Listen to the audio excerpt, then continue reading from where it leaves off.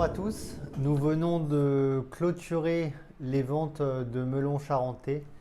Cela s'est très bien passé, nous avons gagné en valeur et gagné en part de marché. Donc je tiens de la part de ces ministres vous remercier de la confiance qui est faite et je tiens aussi à chaleureusement féliciter Milouda pour son travail et les résultats qui en découlaient. Je suis Pierre Allot, directeur commercial Séminis, partie Bayer semences potagères. Cette deuxième vidéo va vous présenter et vous offrir quelques conseils au niveau de la nutrition et du suivi phytosanitaire. Encore merci de votre confiance, bonne période de production et portez-vous bien pour vous et pour vos familles en cette période difficile. À bientôt. Bonjour chers clients, c'est Miloudia Afidi, je suis sales représentative cucurbite chez Bayer semences potagères. Je représente principalement la gamme Séminis dans la région centre du Maroc. Sur cette vidéo, mes collègues Bayer protection des cultures et production de semences vont partager avec vous certains conseils concernant la protection de la culture de melon ainsi que la fertilisation de cette culture. Donc je vous souhaite très bonne campagne charentais et restons à votre écoute.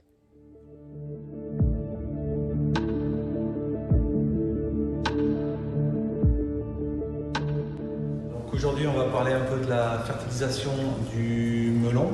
Donc on travaille avec une séquence en 3 parties.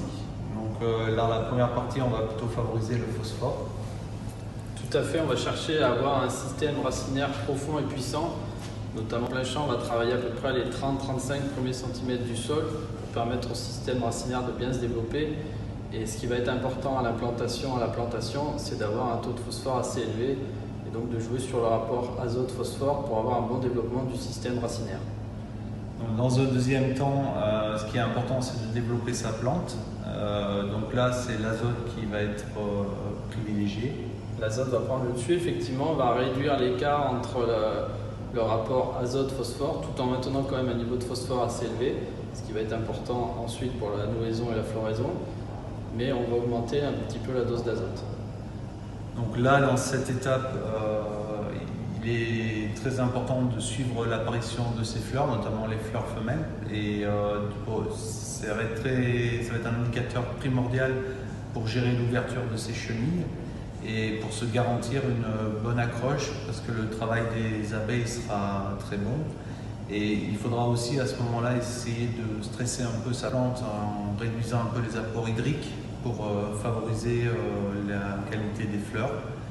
Et ensuite, une fois que cette étape-là sera passée, on pourra observer l'apparition, l'accroche des petits fruits et on partira en privilégiant dans la séquence d'après la potasse.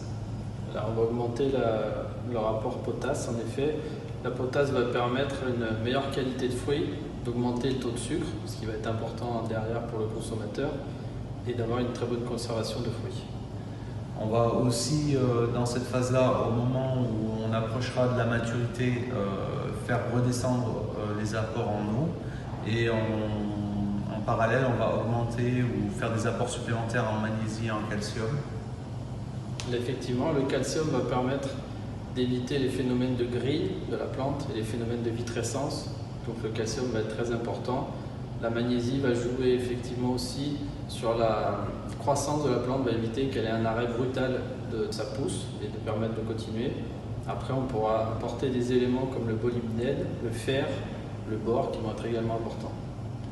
Donc cette gestion en fait, des éléments NPK permet d'arriver en fin de culture et de proposer à nos consommateurs des fruits de bonne qualité.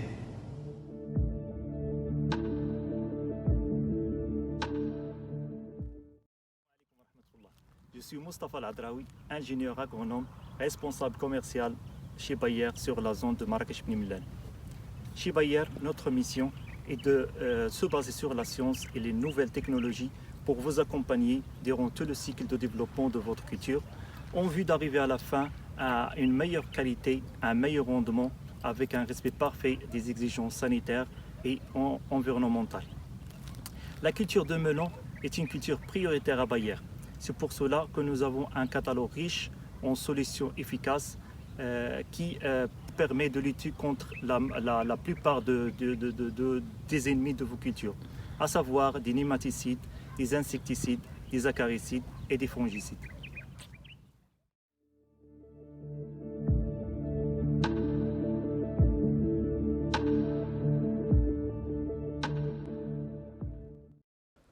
En effet, comme vous le constatez dans l'image devant vous, le programme de traitement de Bayer sur le melon est riche en solutions innovantes. À gauche, vous trouvez les différentes maladies et ravageurs qui s'attaquent à la culture de melon. Au haut, il y a les images des différents stades phénologiques de la culture du melon. Et en dessous, vous trouvez les différentes solutions homologuées de Bayer ainsi que leur positionnement, leur dose recommandée et leur délai avant récolte. Oh